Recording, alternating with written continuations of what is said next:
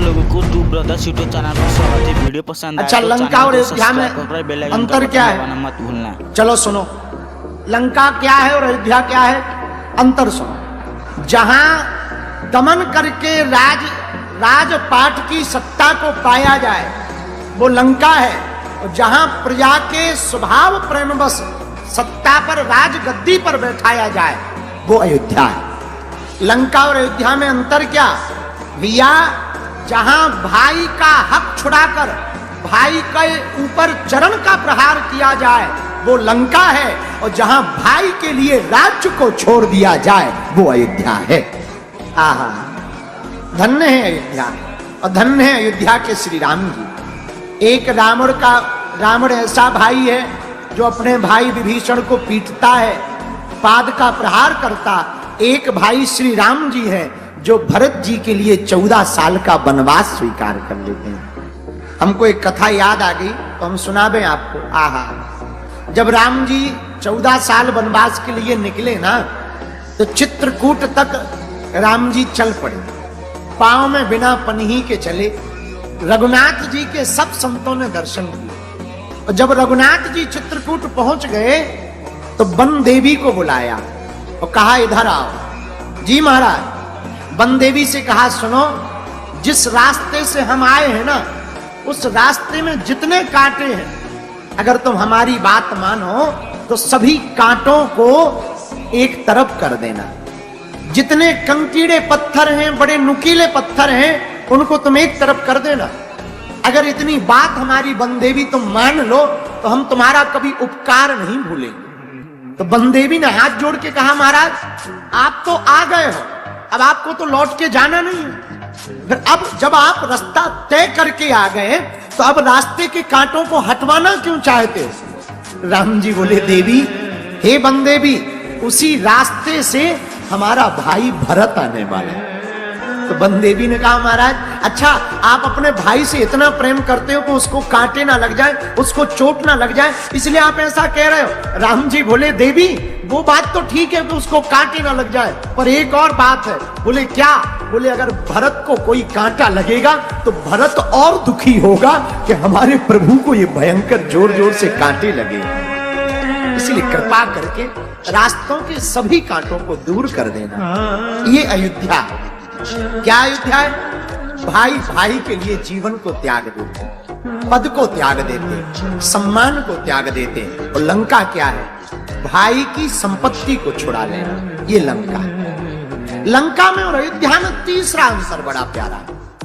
हनुमान जी जब लंका में जाते हैं तो माता जानकी जी के सामने खड़े होते हैं। सामने में बाघ को देख करके भूख लगती तो माता जानकी जी से कहते हैं, माँ हमें भूख लगी है, हम वहां पर जाकर के कुछ फल खा लें। तो माँ जानकी कहती है, बेटा पूरे रखवारे यहाँ पर बहुत बाघ के माली रहते हैं, बहुत रक्षक रहते हैं, खूब रखवाली करने वाले रहते हैं। कितनी विचित्र है लंका।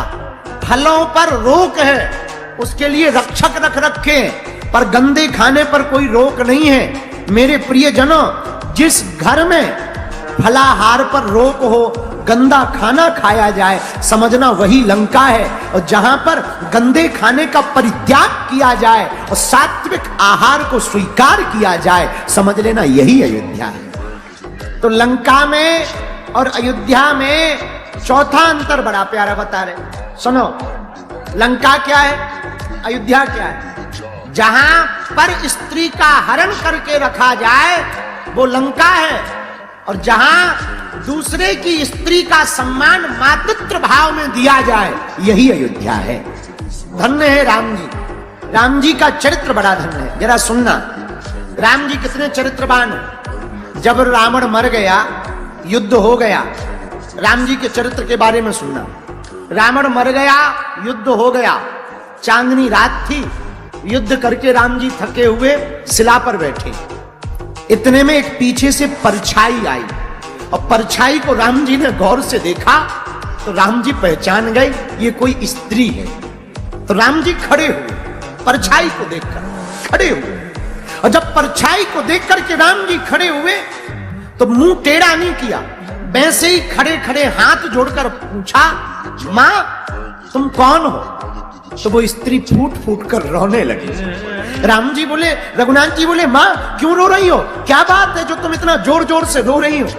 तब पता है वो स्त्री ने क्या परिचय दिया। वो स्त्री बोली, राम मैं अभाग्नि अत्याचारी रावण की पत्नी मंदोदरी, और आज मेरा पति वीर गति को प्राप्त हो गया, मर गया। तो राम जी ने कहा कि मां इतनी रात को तुम यहां क्या कर रही, तुम मुझसे मिलने आई हो। मंदोदरी कहती है, राम मैं देखने आई थी कि वो राम कौन है जिसने इतने बलशाली वीर प्रतापी मेरे पति का वध किया, और मैं देखने आई थी कि उस राम में ऐसा क्या है जो मेरे पति में नहीं था, और मेरा पति हार गया और वो राम जीत गया। तो राम हाथ जोड़कर कहते, मां बताओ मुझ में ऐसा तुमने क्या देखा जो तुम्हारे पति में नहीं था, और मैं जीत गया और तुम्हारा पति हार गया। पता है मंदोदरी ने क्या कहा, बोले, राम मैंने बहुत कुछ देखा। मां बताओ क्या देखा। मंदोदरी कहती, राम एक मेरा पति था जो दूसरे की स्त्री को अपनी पत्नी बनाना चाहता था, और एक राम तुम हो कि छाया को देख करके भी मां से संबोधित करते हो। ये हमारे राम का चरित्र है मेरे प्रियजनों। जो पराई स्त्री को अपना बनाने का ध्येय रखे वो लंका है, और जो दूसरे की स्त्री को मातृत्व भाव से देखे बस वही अयोध्या है। पांचवा कारण और सुनिए, पांचवा अंतर अयोध्या में और लंका में। आहा, लंका कहां है और अयोध्या कहां है मेरे प्रियजनों। जहां देवताओं की शक्तियों का दुरुपयोग किया जाए वो लंका है, जहां देवताओं की शक्तियों का सदुपयोग किया जाए वो अयोध्या है। रावण के पास शक्तियां तो हैं पर दुरुपयोग है, राम जी के पास शक्तियां हैं पर सदुपयोग है। हनुमान जी महाराज जब लंका में प्रवेश करते हैं तो लंका में प्रवेश हनुमान जी महाराज बड़े अनूठे तरीके से करते हैं।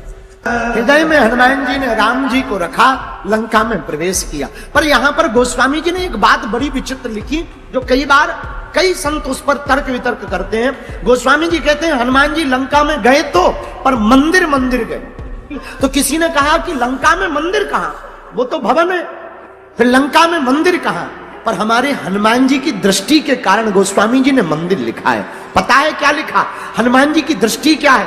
हनुमान जी लंका में जब गए ना तो हनुमान जी रावण को देखने नहीं गए। हनुमान जी की प्रत्येक भवन में यही दृष्टि है कि हो सकता हमारी मां जानकी इसी मकान में हो, और जहां जानकी माता होगी वो मकान नहीं वो मंदिर हो जाएगा।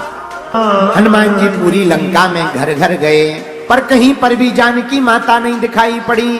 कोई सुंदर तो दिखे पर चरित्र खराब दिखे, पर कोई वेशभूषा में विचित्र दिखे तो कोई बोलचाल में विचित्र दिखे। सब मद में मतवारे देखे। रावण के भवन में भी हनुमान जी गए, रावण भी बड़ा विचित्र स्थिति में पड़ा हुआ है। हनुमान जी ने आसपास स्त्रियों को देखा तो देखा यहाँ पर कहीं पर भी जानकी माता नहीं है। कहीं पर जब जानकी माता नहीं दिखाई पड़ी तब हनुमान जी खोज करते हैं। आहा, किसकी खोज करते, यहां कोई भगवत भक्त मिल जाए वही जानकी माता का पता बतला सके। पर लंका में कौन होगा, लेकिन भक्त का परिचय कैसे होगा। हनुमान जी जैसे ही लंका में घूमने लगे तो एक मकान दिखाई पड़ा। हनुमान जी ने तुलसी के पौधे को देखा, दरवाजे पर राम जी का आयुध बना हुआ, त्रिशूल बना हुआ, एक तरफ रा लिखा, दूसरी तरफ मां दिखा। ओहो, अरे लगता है ये तो किसी वैष्णव का घर है, किसी भगवत भक्त का घर है, किसी ठाकुर राम जी के प्यारे का घर है। यहां रहता कौन है। हनुमान जी खुद सोच रहे, अरे ये तो निशाचरों की नगरी है, यहाँ सज्जनों का वास कौन सा, यहाँ कौन होगा। विभीषण जी जग गए, भक्त की पहचान क्या भाई। कई लोगों के मकान के बाहर तो लिखा रहता है अतिथि देवो भव शुभ लाभ, पर भीतर चलती हैं गाली गलो। हाँ, ऐसे लोगों से भी सावधान रहना। ऐसे लोग भी बड़े विचित्र रहते हैं, तो उनके बाहर तो तुम्हें देखेंगे राम राम राम राम राम राम, भीतर कसाई जैसे काम। इसलिए हनुमान जी महाराज भक्त का परिचय कैसे लेते, पहले दरवाजा देखते, मकान तो राम जी का है लेकिन जो रहने वाला है वो राम जी का है कि नहीं, इसका परिचय क्या होगा। जैसे ही भक्त जगता है तो क्या करता, जो विभीषण जी ने किया, राम राम राम राम राम राम राम राम राम राम कहा, हे राम हे राम। हनुमान जी आहा, दरवाजे पर भी लिखा है, अंदर जो भगत जी हैं वो भी राम राम कह रहे हैं, पर हनुमान जी भी राम राम राम राम राम। अब विभीषण जी ने सोचा कि लंका में तो आज तक ये हमने सुना ही नहीं, ये रिटर्न आवाज कहां से आ रही है?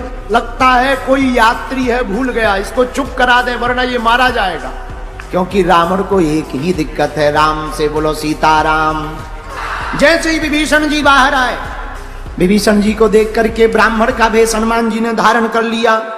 हनुमान जी ने पूछा कौन हो भैया तुम? हनुमान जी से विभीषण जी बोले आप बताओ आप कौन हो? हमें आपको देखकर कुछ अच्छा लग रहा, आप हमको बहुत प्रिय लग रहे, आप हमें अपना परिचय दो। हनुमान जी ने अपना परिचय दिया पर नाम बाद में बतलाया। पहले क्या बताया?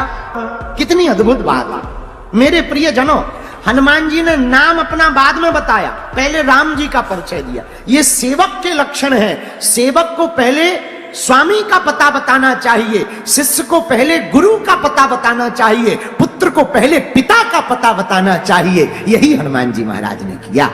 कितना अद्भुत संकेत है। क्या? हमारा परिचय नहीं, पहले हम जिनके हैं उनका परिचय। आहा, हनुमान जी का परिचय पाकर के विभीषण जी की आंखों में आंसू आ गए और हाथ जोड़ करके बोले जैसे दांतों के बीच में जीभ है वैसे ही हम हैं। अच्छा, जीभ कैसी है?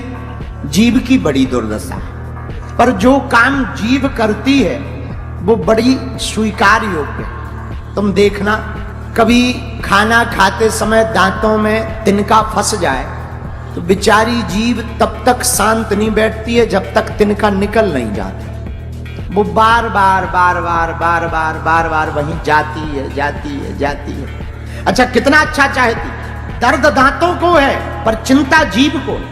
जीव संत है, दर्द दुनिया वालों को होता है पर चिंता संत को होती है। तो दर्द दांतों को है पर चिंता जीव को है। जीव बार बार जाती है, कुरेदती है, बार बार जाती है। अच्छा, अब दांत तो पूछो ही मत, इतने खतरनाक। जीव इतना भला चाहती, फिर भी दांतों के बीच में कभी बेचारी फंस जाए तो एकदम कट उड़ा देती, बड़ी आफत कर देते हैं। विभीषण जी हनुमान जी से बोले हनुमान जी यही हमारी दशा है। क्या दशा है? सुनहु पवन सुत रहन हमारी, जिमि दस नन महु जीभ बिचारी।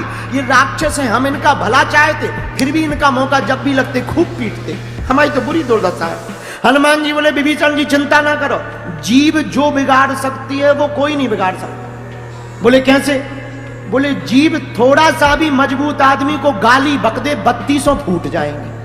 जीभ जो बिगाड़ सकती है दांतों का कोई नहीं बिगाड़ सकता है, और जीभ का ही पूरा खेल है। और बात भी सही है। हनुमान जी बोले विभीषण चिंता ना करो, कुछ दिन में डॉक्टर साहब आने वाले हैं लंका में, तुम तो इशारा करके रखते जाना। बात भी सही है, जब भी दांत में दर्द होता है तब जीभ ही बताती है कि ये वाला है वो। तो डॉक्टर क्या करता? संसी लेकर के निकाल फेंक देता है। उसी प्रकार हनुमान जी ने विभीषण जी से कहा चिंता मत करो, राम रूपी डॉक्टर लंका में आने वाले हैं, तुम तो इशारा करके बताते जाना, एक एक करके सब राक्षसों को निकाल दिया जाएगा। लाइक और सब्सक्राइब कर नोटिफिकेशन का बटन दबाना मत भूलना।